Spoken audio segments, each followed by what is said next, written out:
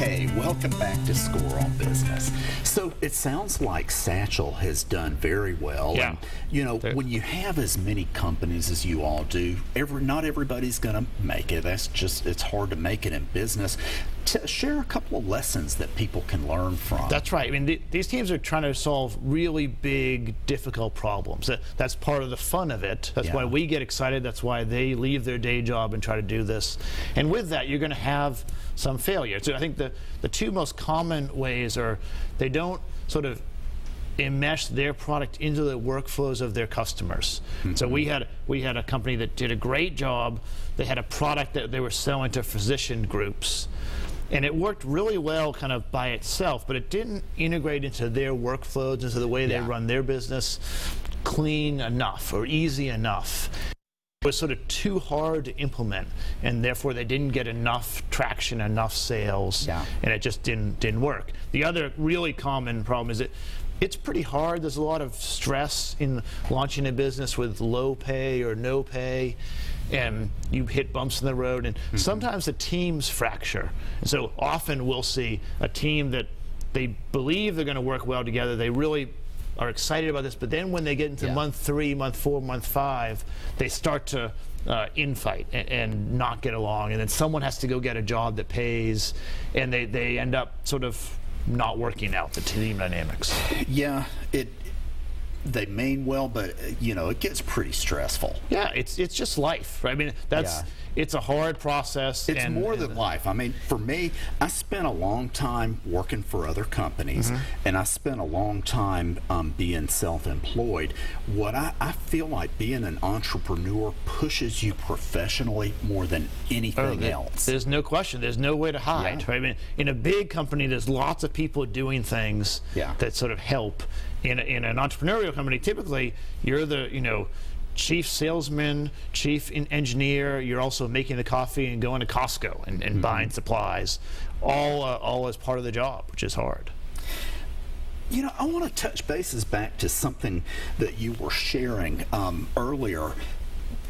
You know, there's the saying, it takes a village to raise a child, and it really catches my attention that you were in venture capital and recognized that companies were getting funding but not getting help, and that frustrated you, and so you've kind of built a village. And I know some of the mentors that you know some of the villagers in there. Yeah, right.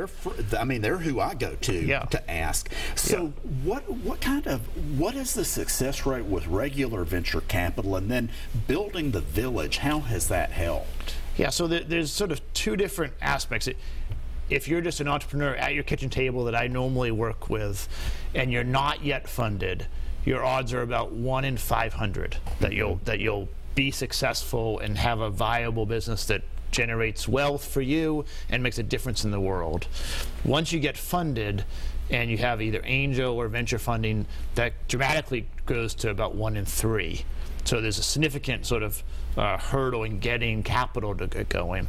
But I got frustrated just with the whole concept that I get really close to these teams. I like to help them. And the idea that 1 out of 3 was the best we could do was really frustrating, because by definition, then 2 out of 3 are failing. And so I worked with Marcus Whitney, and we founded Jumpstart on the idea that if we provide more than capital, all these other pieces, and we pull in really talented people from the community to be the village and provide support, we could help more entrepreneurs be successful.